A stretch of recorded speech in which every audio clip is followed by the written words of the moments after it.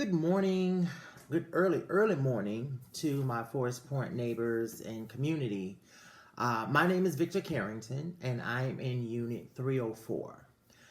I wanted to come to you to try to convey a message to all of you in one setting, because I know we have a very critical vote coming up on May the 5th at 6 p.m. in Glencoe Park here in Dallas, Texas, and I wanted to say a couple of things to talk to you because I know will only have a little bit of time to speak during this vote. And during that time, I want to address the facts regarding why we want to replace this current HOA board. So I feel it really unnecessary that I have to come to you to even offer an explanation or respond to the mudslinging that the Forest Point board that consists of Seamus, Rose, Jenny, the board. I hate that I have to even come to you to respond to this, but I talked to a friend of mine who recommended that I talk to everybody, but since I can't gather everybody together, and I know at the meeting we're not gonna have a lot of time, so I decided I would do this video and send it to you just to offer some clarity, because it seems that in the packet everyone received that the board and Veracity decided to put an email exchange between my attorney, their attorney, and myself in as an attachment. And at first I couldn't understand why they did that. That email had nothing to do with this effort to change this board, and it was really childish and petty for them to do that. But then I'm go back to that original conversation that's not in this email, where their attorney felt like you all needed to know that I had a past. Now, in no way do I deny it, because it's true. And just to give you a little highlight, when I was 6 years old, my mom put me in a life of crime. I was a child doing what a child was told to do, not knowing that it was wrong or not acknowledging that, because I was a kid. Those actions impacted my life until I was 20 years old. And it was at that moment that it all stopped. I was basically a kid throughout all of this. And so with this happening, some legal ramifications came into play. And I paid my debt to society for those legal ramifications. Now, mind you, this is 29 years ago. So for their attorney, Clayton Hearn, to bring this to light now as if it is some type of revelation goes to show how low and petty this board will be and how irrelevant it is. Now, keep in mind, this was 29 years ago. I wrote a memoir 5.5 years ago detailing these experiences. And as I put it in my response to this attorney, let him know, you're not revealing anything. And the reason this came up was because they felt they were losing leverage with the support, because the petition that we submitted had way more than the required amount to request the meeting. They felt they was losing leverage, so they thought they would throw mud on my name, because this is all about Victor Carrington. But this is not about Victor. This is about us as a community and what we need from a board that we're not getting. Now, again, I don't feel like I need to address this, but I don't want anyone to look at this and think that's who I am. I was a kid doing things that I was told to do by my parent. I was under her manipulation. Like I said, I put it in the book. I exposed my own truth. But my problem with what Clayton Hearn and what this board is doing by putting this out there as if it's some big secret is that they're not telling the entire story. You're not talking about from this how I went on to earn multiple degrees from reputable colleges and universities, and how I have this is my third home that I've owned in the same community that they're trying to slander me in. I own a home here. And then how it is that in 2004, the governor of Virginia reinstated my constitutional rights. So I vote, I can hold public office, I can serve on a jury.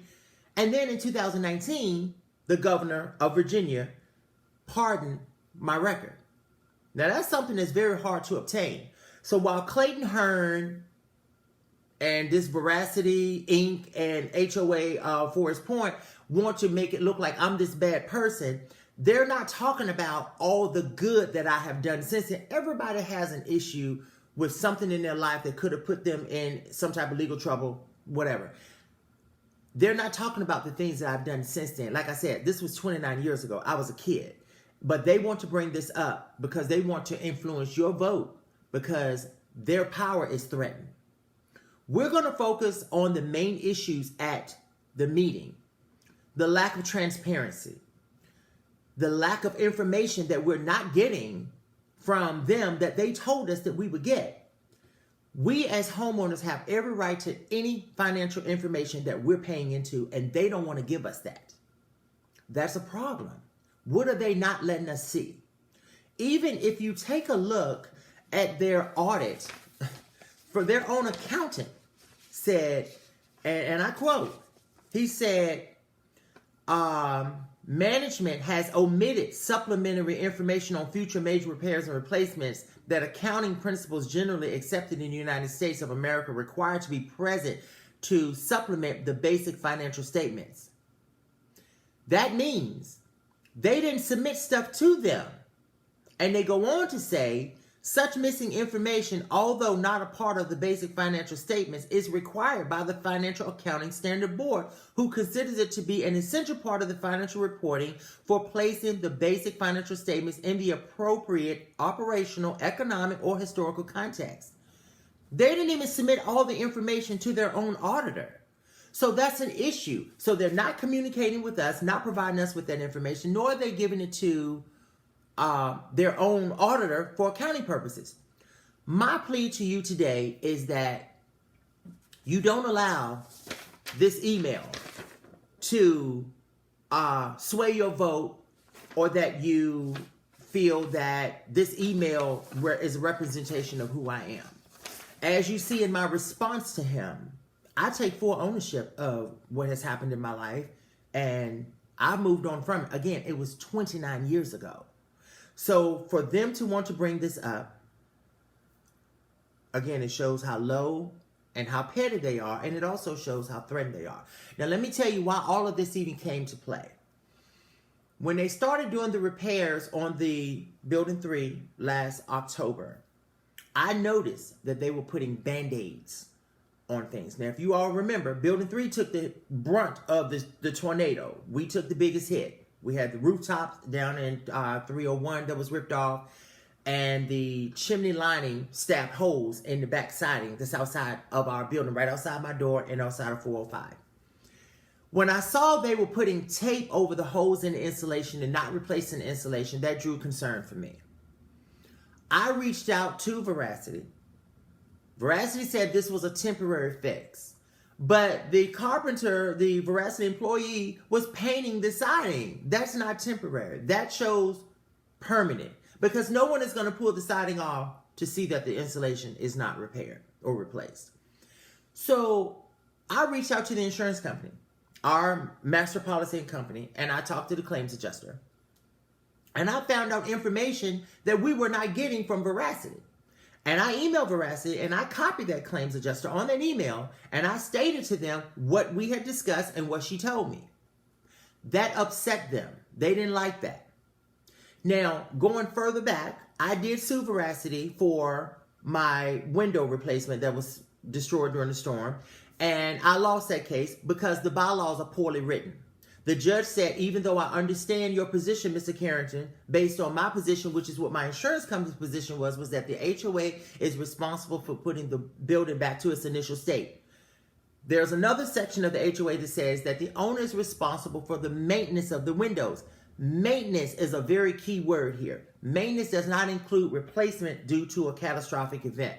But that is what they pushed on. The judge decided to agree that because that was there, that I was responsible for the window. Now, my insurance company had pushed back for months saying, we're not covering this window. We're not going to pay for it because your HOA, clearly by the bylaws, is responsible. Veracity sent my insurance company legal letters threatening them to sue them because they were saying that they were responsible for my windows. This is how far they took this thing. And so, according to Texas Housing Code and our bylaws, homeowners cannot be fined attorney fees unless the HOA takes that homeowner to court for violating a bylaw. Or if, in this case, they had presented attorney fees to the judge and the judge would have had to approve it. That did not happen. So my case was in May of 2020. I didn't get a letter from them until December 2020 about these attorney fees. Now, mind you, what are you asking attorney fees for? My attorney said, you don't get attorney fees, and he showed their attorney this, but they insisted on not following the rules. Moving forward, to date, my attorney and I have asked for my account 17 times. They refuse to send it. They don't want to send it because if they get it to me in my hand, that this is what they're trying to find me for, and there's documentation supporting they don't get that attorney fee, then they have to answer for that. So they don't want to do it. So now they're trying to make it look like I'm doing this because of these alleged fees that do not exist in reality. Let's just be totally honest. Going back to that incident, all of this came about because I reached out to the insurance company to find out information that they were not telling us. Same information they didn't tell you. They're not giving us the transparency that we deserve.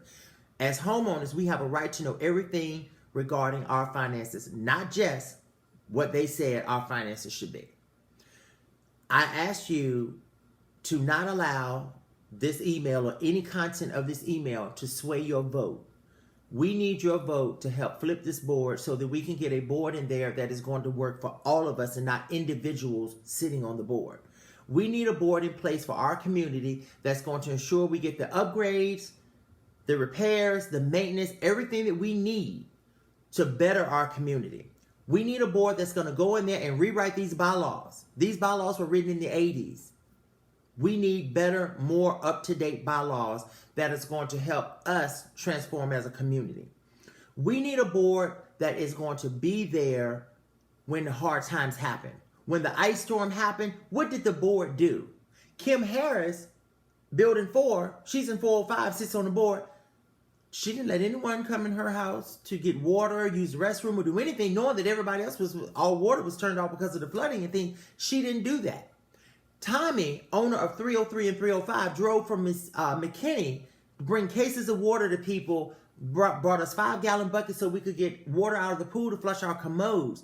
I drove way to Azle, Texas, had never heard of Azle, Texas, to get a load of wood in my truck because that was the closest place that we could find that had wood for sale. And I distributed to different homeowners as well as the fire starter laws so that they could keep fire in their houses to stay warm because we couldn't leave because the looters and the homeless people would have came and crashed our homes. So we stepped up as a community and helped each other. What did the board do for us? They didn't do anything for us. Seamus didn't come down here at all. Rose did not come out until Friday when the ice had already, the weather had broke. She came out because the plumbers were here. And I guess she felt like, oh, if I'm out there, then maybe it'll look like I'm doing something. But she didn't do anything. Kim didn't do anything. Jenny didn't do anything. So Mirzad did come out and was talking to people to find out different information to see how he could help. And we appreciate him for that. But what did this board collectively do? What did Veracity do? Veracity stopped accepting our phone calls. Then they tried to tell us multiple times that all of our claims, even the outside damage, had to be sent to our homeowners insurance when clearly that's not what the bylaws say.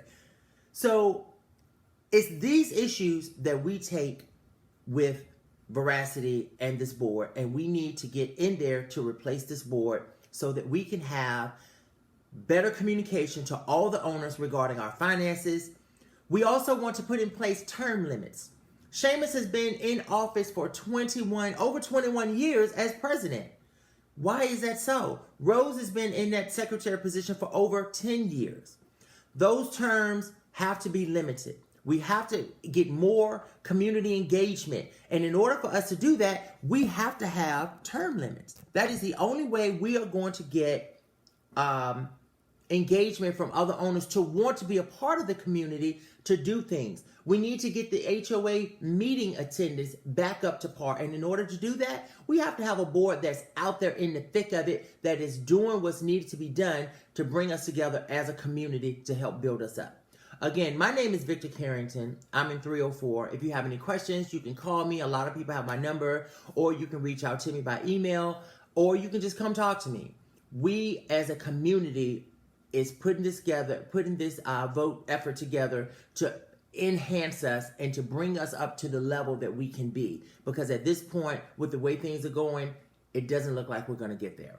Again, I appreciate your vote. I appreciate your effort in allowing me to explain this opportunity with this email. But I'm also asking you that I'm not going to get in the pig pen and throw mud with them.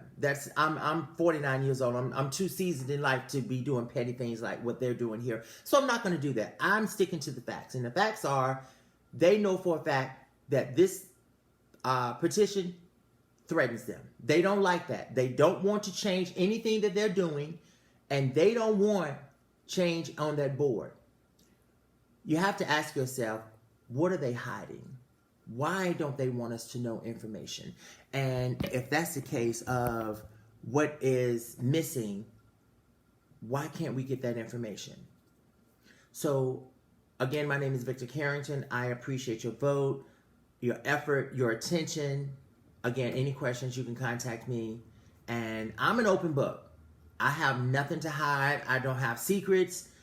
But when it comes to things like this with my home, I'm taking this very personally, because this is my home. We all lost tax value when the storm happened. And until we get our property back up to code, our value is not going to increase. So I'm taking this very personally. And this is not for me. I'm not doing this for me. I met with several homeowners and brought the idea to them about a petition. And they were all on board and in agreement with getting this board changed. So don't walk into this thinking a vote is a vote for me. It's not. A vote is a vote for Forest Point. Again, thank you for your time.